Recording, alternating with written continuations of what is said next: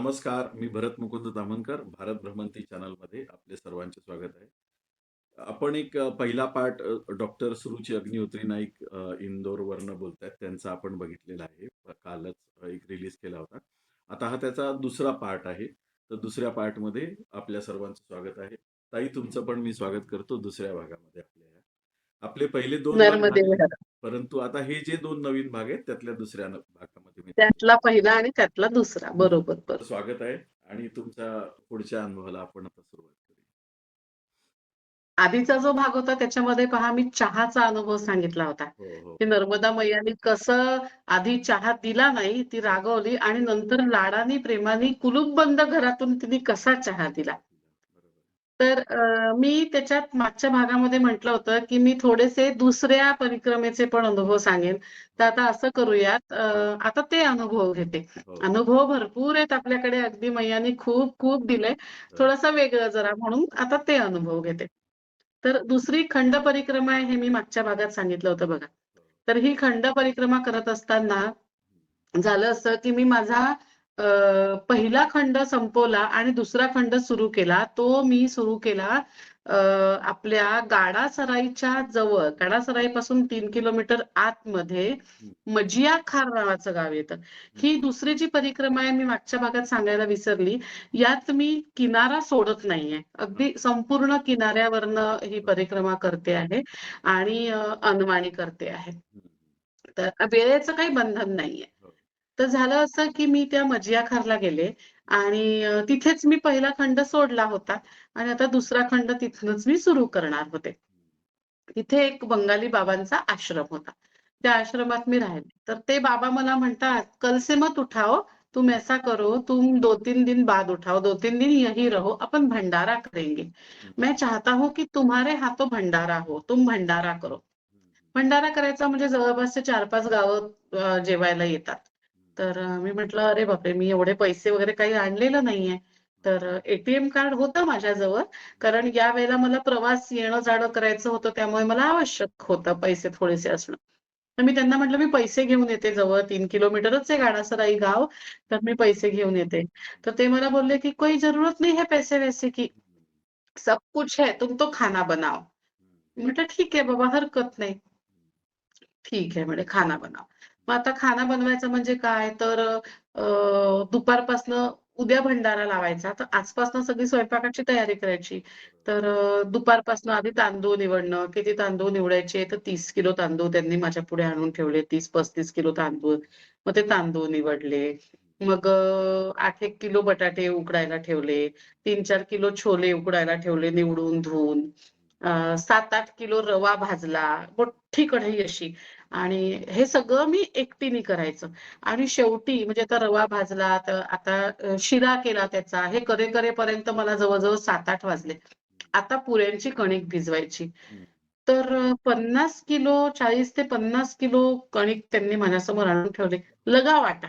आई 50 शप्पथ! Kilo हो, दुपारी 3 रात्री 3 वाजेपर्यंत मी एवढा आता आपल्याला घरी 4 पोळ्यांची आणि 5 पोळ्यांची कणिक भिजवायची सवय असते.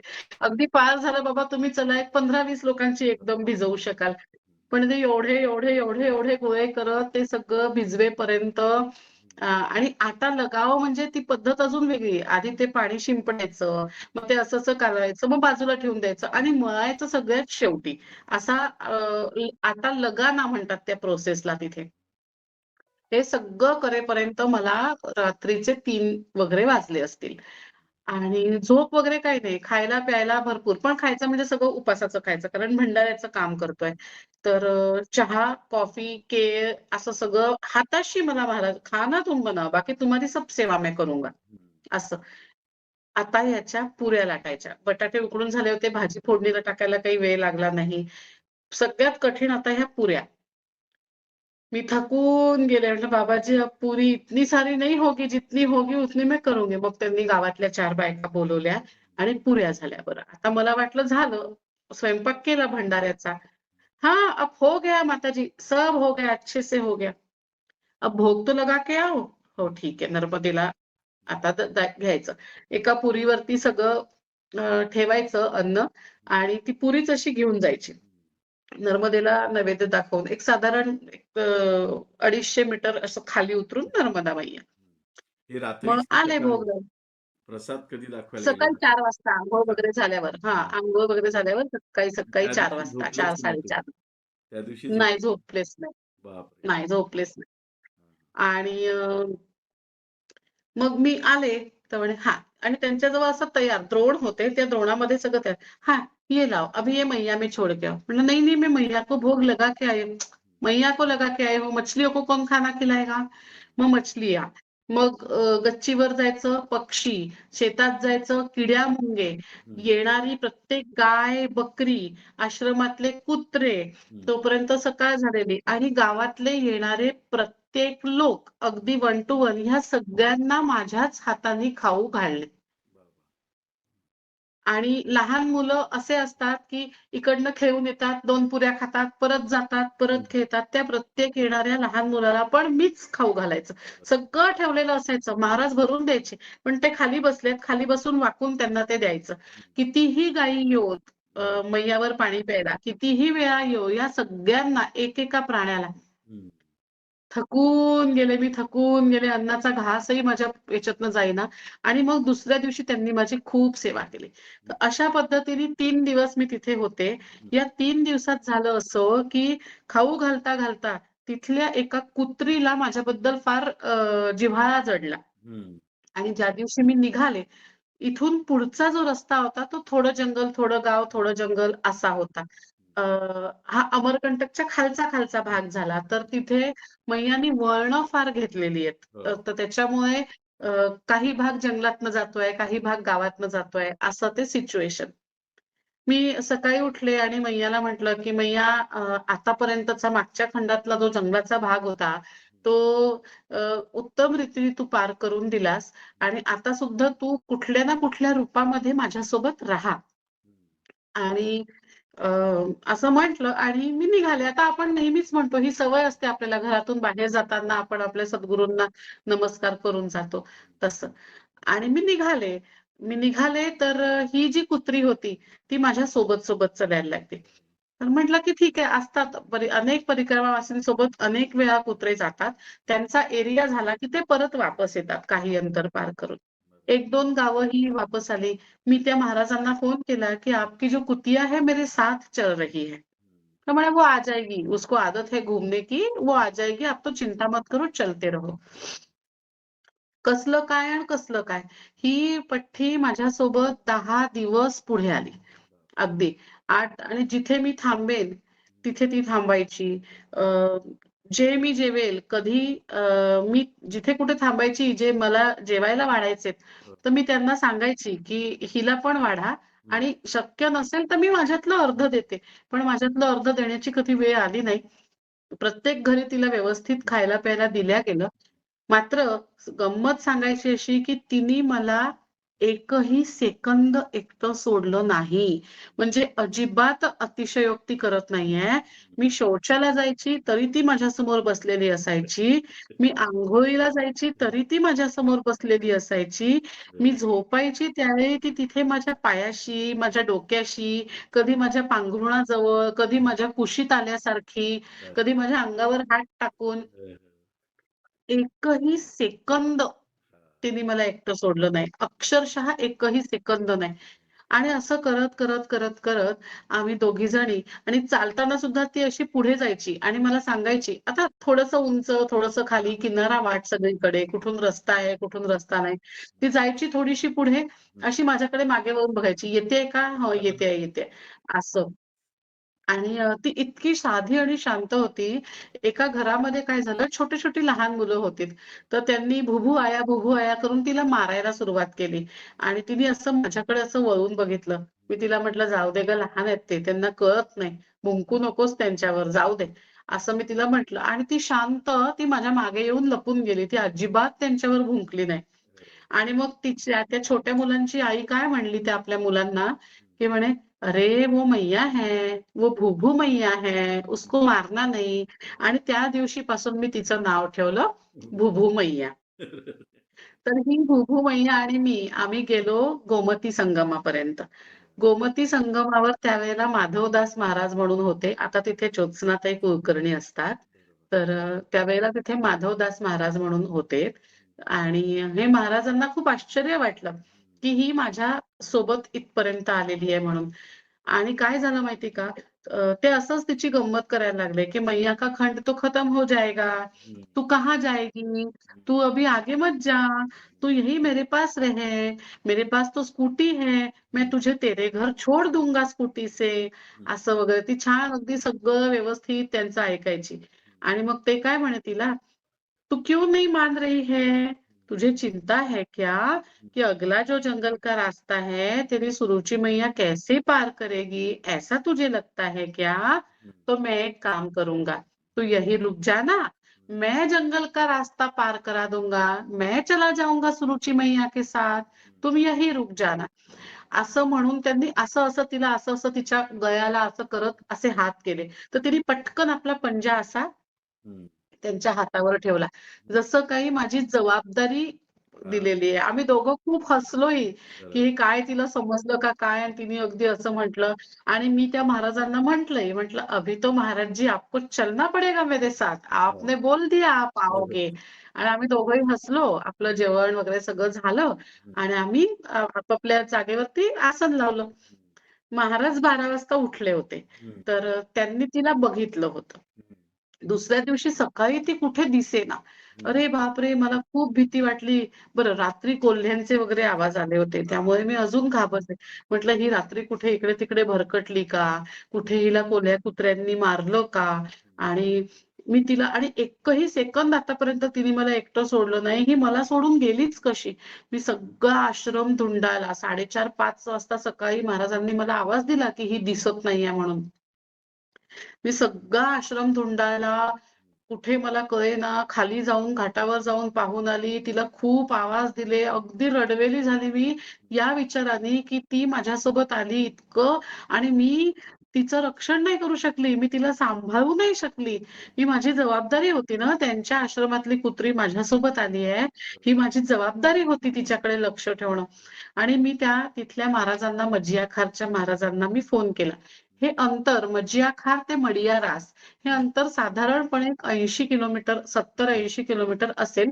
कारण मी अनवाणी चालत असल्यामुळे मी एक 12 किलोमीटरच्या वरती काही चालू शकलेली नाहीये. किनारा खालीवर, खालीवर वाट. तर दिवसभरातनं मी एक जास्तीत जास्त 12-14 किलोमीटर चालली असेल. तर साधारण एक 10 दिवस जरी म्हटलं तरी एक 80-90च्या वर काही हे अंतर नाही. तर एवढं अंतर ती माझ्यासोबत आली. 10 दिवस ती माझ्यासोबत थांबली आणि आता ती गेली कुठे?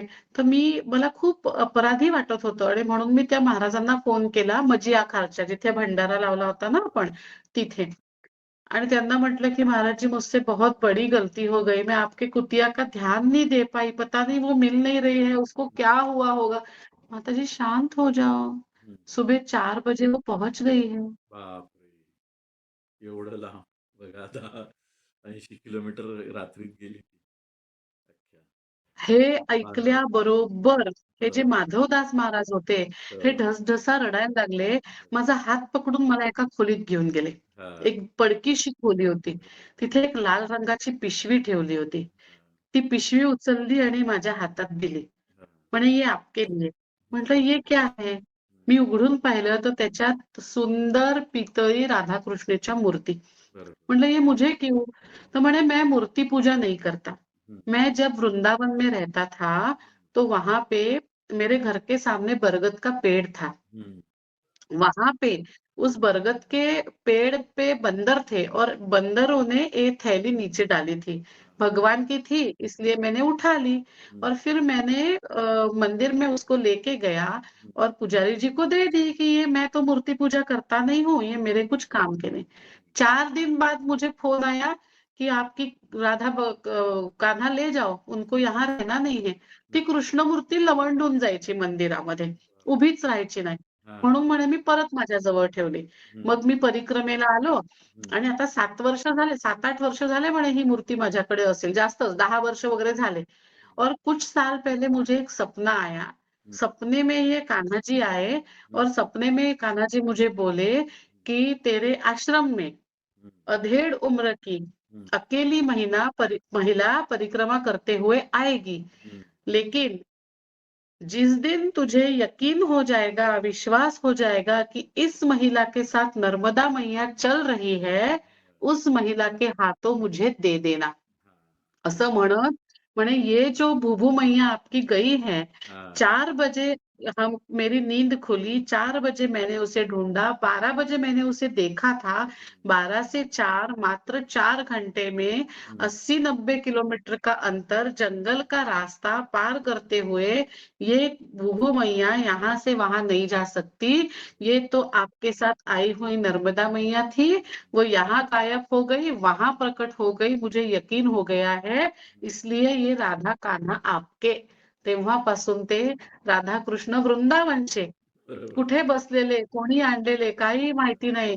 ते हां. माझ्यासाठी वाट पाहत तिथे बरं. जे काय 5, 6, 7 वर्ष ते माझ्यासाठी तिथे वाट पाहत होते आणि तिथून ते आता आपल्या देवघरात आहेत. मी तुम्हाला फोटो पाठवते. हो, हो. वाह! नर्मदे हर. काय तुमची नर्मदे हर. खरंच अवघड आहे. म्हणजे विचार हा पण ठरवत नाही अशा गोष्टी आहेत आयुष्यात नाही का? आपण असा विचार हा पण करू अनुभव तर माझ्यासाठी इतका वेगळा आहे. हो, अगदी, हो. की विचारूच नका. जो अनुभव आहे हा दुसऱ्या खंडातला आहे. बरं, म्हणजे दुसऱ्या परिक्रमेतला दुसरा खंड. बरं. आता याच्या आधी पहिला खंड कसा? हं, हं, तर अमरकंटकला मी गेले. हं, दुसरी मी अमरकंटकहून सुरू केली बरं का परिक्रमा. हं, आणि अमरकंटकला मी गेले आणि अमरकंटकहून मी निघणार. तर आता सगळा जंगलाचा भाग. बरोबर, तर पुन्हा आपली मैयाला प्रार्थना केली, की "तू कुठल्या ना कुठल्या रूपात माझ्याकडे राहा." बरोबर, आणि त्या दिवशी मला सुरेश पित्रे म्हणून एक जण त्यांचा फोन आला. बरोबर.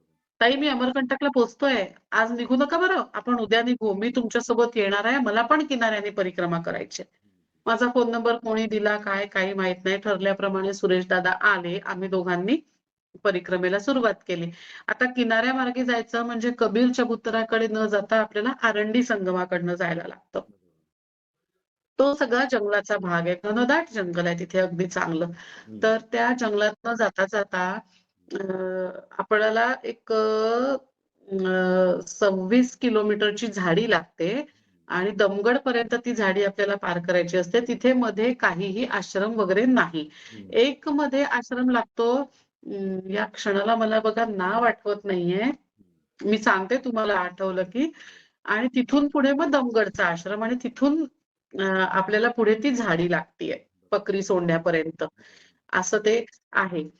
तर आता मी आणि सुरेश दादा जायला लागलो. हा पण अनुभव इतका अविश्वसनीय आहे. सगळ्या जंगल झाडीतनं वाट काढत जायला लागलो आणि अचानक काय झालं आम्हाला साधारण मला वाटतं 3 वगैरे वाजले असतील 3, 3:30. अचानक असं सगळं अंधारून आलं अगदी पूर्ण आणि आता पाऊस पडतो की मग पाऊस पडतो. थंडी वाढलेली आणि आता या 21-22 किलोमीटर मधले आपले किती पार करून झालेत काही माहिती नाही. पुढे कसं जायचं माहिती नाही आणि असा चकवा असल्यासारखं आम्हाला सारखं असं वाटत होतं, की आम्ही पुन्हा त्याच ठिकाणी तर नाही येत आहे.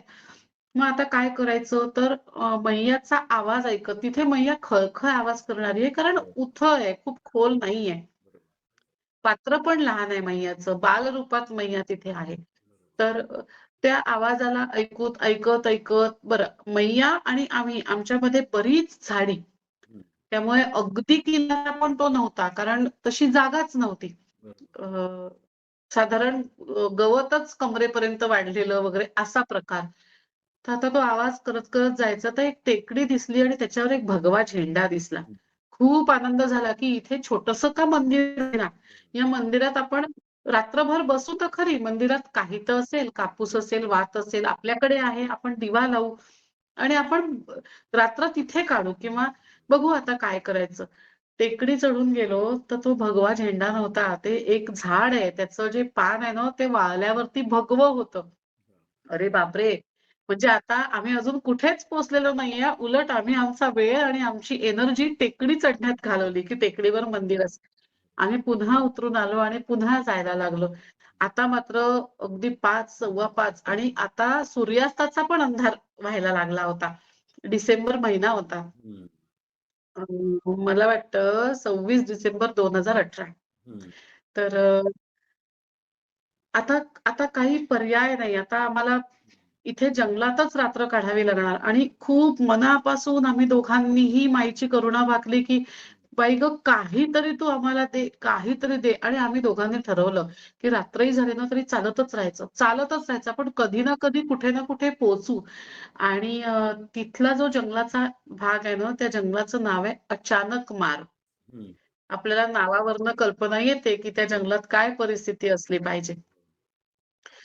आणि आम्ही आता चालत राहिलो आणि अचानक काय झालं, अ, गाईच्या गळ्यातल्या घंटेचा आवाज आम्हाला यायला लागला. हं.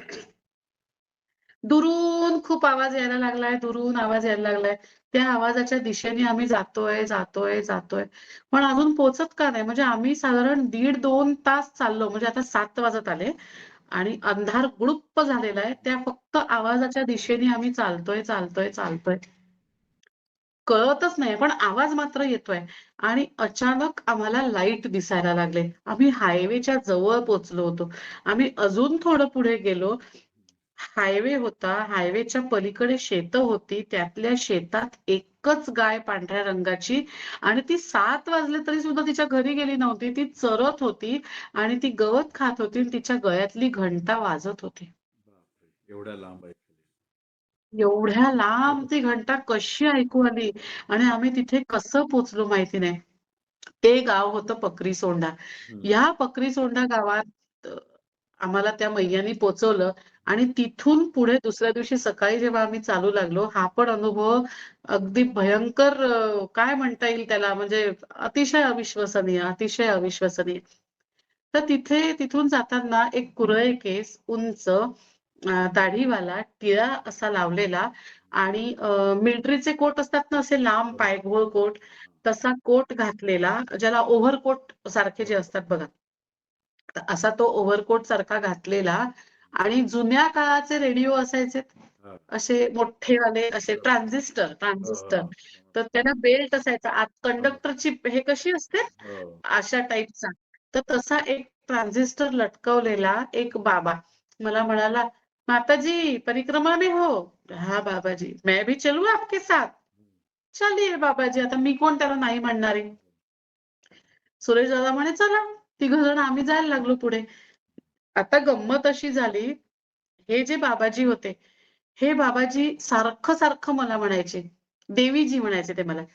"देवी जी, आपको पता है क्या? शंकर भगवान ने आपकी सेवा के लिए मुझे भेजा है, तो मुझे आपकी सेवा करने दीजिए। क्या है देवी जी, मेरे साथ रहोगी तो आपको कोई तकलीफ नहीं होगी। मेरा साथ छूटा तो आपको तकलीफ हुई समझो." मला वाटलं ठीक आहे, कोणी बाबा आहे, बोलतोय, हरकत नाही. पण अहो थोडं अंतर पुढे गेल्यावरती हा माणूस मला म्हणायला लागला, "माताजी चप्पल पहन लो." म्हटलं, "चप्पल नहीं पहनूंगी." आता शेतातनं मी जात होते. पहिला खंड होता हा. आपण घरी सुद्धा स्लीपर घालणारे लोकं. मला एवढूसं ढेकूळ जरी रुतलं ना पायाला, तरी मला असा आरडाओरडा व्हायचा माझा. "अरे बापरे! अय, अय, अय, अय! औच, औच, औच, औच!" असं व्हायचं. आणि असं झालं, की हा म्हणायचा, "देवी जी, चप्पल पहन लो." मी म्हणायची, "बाबा जी, मैं चप्पल नहीं पहनूंगी. चाहे जो हो, मैं चप्पल नहीं पहनूंगी. टूट गया पैर तो भी मैं चप्पल नहीं पहनूंगी." आणि ते म्हणायचे, "बेबी जी सुनो मेरी बात, तुमने चप्पल नहीं पहनी तो मुझे शंकर भगवान डाँटेंगे, क्योंकि शंकर भगवान ने मुझे आपकी सेवा के लिए भेजा है. मेरे साथ रहोगी तो तुमको कोई परेशानी." म्हणजे पालुपद अगदी प्रत्येक वेळेला. बरोबर. आणि सेवा कशी, हळू ती सेवा इतकी वाढत गेली अहो, की वैताग आला मला त्या सेवेचा. हं. म्हणजे असं, की आपण कुठे बसायचं म्हटलं, की हा पटकन आपलं उपरणं खालून, "मग देवीजी, देवीजी इस पे बैठो." आपण कुठे बसलो, की हा कुठून तरी पटकन चहा आणणार. हं. मला म्हणे, "तुमची बॅगच द्या," म्हणे मला. मी म्हटलं, "मी माझी बॅग बिलकुल देणार नाही. राग आला तरी चालेल," म्हटलं तुम्हाला. आणि एकदा तर असं झालं, की मला चांगला जोरात काटाच रुतला बा असा एक चांगला आणि माझ्या डोळ्यातनं पाणी आलं अक्षरशः. आता आम्ही चालत कसं होतो, हे बाबा समोर होते, मी मध्ये आणि मागे सुरेशदादा पित्रे. आणि मला खूपच जोरात काटा बसला, की मी अशी मट्टकन खालीच बसले. हं. मी खाली बसल्याबरोबर हे बाबाजी पलटले आणि त्यांच्या डोळ्यातनं अश्रू घळघळा, घळघळा, ढसढसा रडतात है. देवी जी तुमको नहीं मालूम, तुमको काटा चुभता है पैर में, हमको चुभता है यहाँ दिल में, हमको दिल में काटा चुभता है. अब के तुम बिना चप्पल के नहीं चलोगे. मी पुन्हा म्हटलं, "बाबाजी मैं चप्पल तो पहनूंगी नहीं." तर यांनी काय करावं? यांनी असे आपले हात माझ्या पायासमोर ठेवले. "चप्पल नहीं पहनना ना, तो मेरे हाथ पे पैर रख के चलेगी अभी तो देवी जी." म्हणजे अधिकार गाजवायला लागले. मी म्हटलं, "मैं नहीं चलूंगी. ऐसा नहीं, आप तो जाओ." आणि मग काय झालं, पुढे रामनगरला अ, यांनी कुठून तरी थंडी प्रचंड, यांनी कुठून तरी रात्री जाऊन पांघरून आणलं, माझ्या अंगावर टाकलं. म्हणजे आता मला असं व्हायला लागलं होतं, की नको ती सेवा. बरं. मैया तू एकतर ही सेवा थांबव किंवा यांची सोबत थांबव. हां. पण मला आता नाही अगदी मी कपडे धुतले, की हे पटकन पिळे घेऊन पळणार वाळत टाकायला. नाही, नाही. मी पाय दुखतोय म्हटलं, की खचकन माझा पाय ओढणार, तेलच लावायला जाणार माझ्या पायाला आणि प्रत्येक वेळेला त्याचं ते पालुपत, की मुझे आप शंकर भगवान ने आपकी सेवा के लिए भेजा है. मेरे साथ रहोगी तो तकलीफ नहीं होगी. वैताग, वैताग. माझ्या पायाला हात लावलेला मला चालणार नाही अजिबात आणि अ, त्या माणसाला माझी सेवा केल्याशिवाय म्हणजे अहो, मी असा शेवटचा ताटलीतला घास तोंडात टाकणार, मी अजून संपलं नाही, की हा ताटली घेऊन चालला धुवायला. अरे बाबा! वैताग झाला, वैताग झाला. शेवटी दुसऱ्या दिवशी मी सुरेशदादांना बरं आणि सेवा फक्त माझी एकटीची. ते हां. बिचारे सुरेशदादा सगळं आपलं-आपलं करतात आहेत. सेवा हे फक्त माझीच करणार. बरं. देवा, देवा मला काही कळेना. शेवटी मी सुरेशदादांना म्हटलं, "आपण आता एक काम करू, ह्यांना जाऊ देत पुढे फास्ट. आपण आपलं आपल्या स्पीडनी चलूयात. बघूयात काय होतं ते. मी प्रार्थना करते, की यांचा साथ तरी सुटावा, नाहीतर यांना देवीनी मैयानी बुद्धी द्यावी, की एवढी सेवा करू नये." आणि त्या दिवशी त्यांचा माझा साथ सुटला. ते पुढच्या गावात राहिले आणि सूर्यास्तामुळे आम्हाला आधीच्या गावात थांबावं लागलं. त्यांच्या म्हणण्याप्रमाणे आम्ही आधीच्या गावात थांबलो. त्यांचा साथ सुटला आणि आम्हाला प्रॉब्लेम सुरू झाले. त्या दिवशी गावात कुठेही राहायला जागा मिळाली नाही. कारण त्या दिवशी त्या गावात कोणाची तरी डेथ झाली होती. सगळं गाव हे सुतकात होतं. त्यामुळे कुणीही कुणाच्याही घरी राहता येत नव्हतं. शाळेचा एक शाळा होती गावात, त्याला कुलूप होतं. कुलपाची किल्ली सरपंचाकडे होती. सरपंच गावाच्या बाहेर होता कुठेतरी. शाळेत राहता येत नव्हतं. शेवटी एक पिठाची गिरणी सापडली. त्यातलं पिठाचं हे आम्ही स्वच्छ केलं, मी आणि सुरेशदादांनी आणि पिठाच्या गिरणीत रात्र काढली. बरं, ठीक आहे. रात्र काढली. दुसऱ्या दिवशी पुढे सकाळी आम्ही निघालो. आतापर्यंत मला काटे बोचले होते, पण जखम झाली नव्हती. आता असं झालं, की मला अंगठा आणि मधलं बोट याच्यामध्ये जी पातळ अशी झिल्ली असते हो, मांसाची, हो. तिथून एक बाभळीचा काटा बोचला. तो खालून बोचला आणि वरून वर आला. आर-पार तो काटा गेला. मला चालता येईना. मी तो काटा काढायचा प्रयत्न केला, तर तो अर्धा खालून तुटला आणि अर्धा वरून तुटला आणि त्या काट्याचा मधला भाग माझ्या पायात राहिला. पाय सुजून गेला. पाय उचलता चालता येईना. आता काय करावं समजेना. शेवटी असं झालं, की आता इथून मला पुढे गाडासराईला आता मी गाडासराईपर्यंत येऊन पोहोचलेले. की आता मला गाडासराईला जावं लागणार, डॉक्टरकडनं जाऊन कट करून घ्यावा लागणार आणि मग तो पाय म्हणजे तो काटा पायात अडकलेला काढून मग आपल्याला पुढे कंटिन्यू करायचं.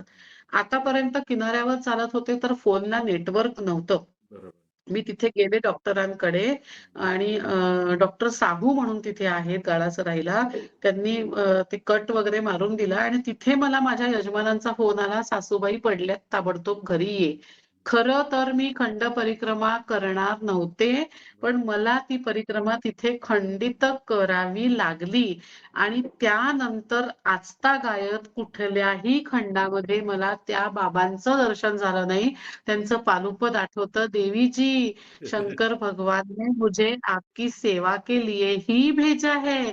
मेरे साथ रहोगी तो कोई तकलीफ नहीं आएगी.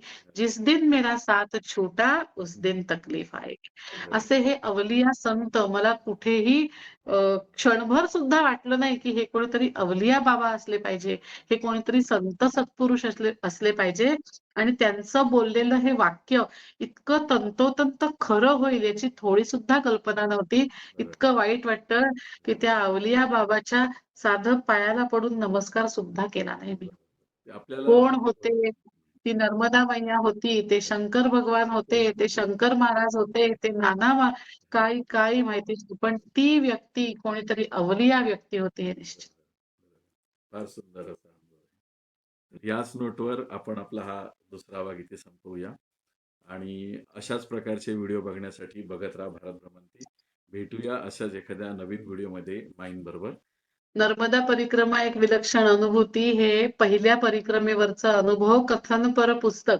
खरं मी परिक्रमा जी केली त्याला आता 6 वर्ष उलगडून गेलेली आहेत आणि आतापर्यंत पुस्तक काढण्याची आज्ञा म्हणण्यापेक्षा माझे सद्गुरू मला म्हणाले होते, की अनुभव वाटून टाक, तुझ्याजवळ ठेवू नको आणि त्याप्रमाणे हे अनुभव पी-डी-एफ स्वरूपात, Facebook स्वरूपात अनेकांनी ऐकले, वाचलेत आणि त्यानंतर माझे गुरु बाबा महाराज तराणेकर यांनी म्हटलं, की आता पुस्तकाची वेळ आली आहे.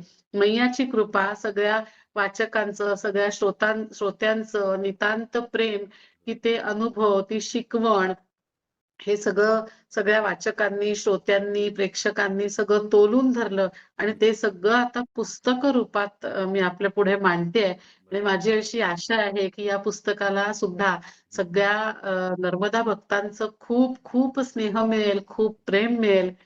आपली प्रत राखून ठेवण्यासाठी तुमची मदत मला हवी आहे ती अशी, की मला फक्त एक मेसेज करायचा आहे WhatsApp नंबरवर, की मला एक प्रत हवी आहे. ती हं. प्रत मी तुमची काढून ठेवील. मला ते पुस्तक पाठवायला आणि प्रत राखून ठेवायला सोपं जाईल. हो. तर या पुस्तकाला सुद्धा तुमचं असंच स्नेह आणि नर्मदा मैयाची अशीच कृपा मिळू देत, हीच तिच्या चरणी प्रार्थना करते. बरोबर. नक्कीच या पुस्तकाला उदंड प्रतिसाद मिळेल.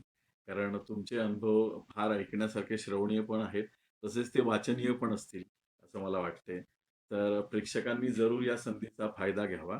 मी स्वतः पण घेणार आहे. आणि ते आत्ताच तुम्हाला मी सांगतो, की माझ्यासाठी पण एक प्रत राखून अगदी, ठेवा. अगदी. आणि अगदी, अशाच अगदी. प्रकारचे व्हिडिओ बघण्यासाठी बघत राहा भारत भ्रमंती. ताईंबरोबर भेटूया आपण असंच एक थोडे दिवसांनी परत दुसरे अनुभव त्यांचे ऐकण्यासाठी. तोपर्यंत नर्मदे हर. नर्मदे. नर्मदे हर. हां, नर्मदे. ताई तुमचे धन्यवाद. तुम्ही माझ्यासाठी वेळ काढून, प्रेक्षकांसाठी वेळ काढून तुमचे एवढे चांगले अनुभव प्रेक्षकांपर्यंत पोहोचवले. त्याबद्दल तुमचा मनापासून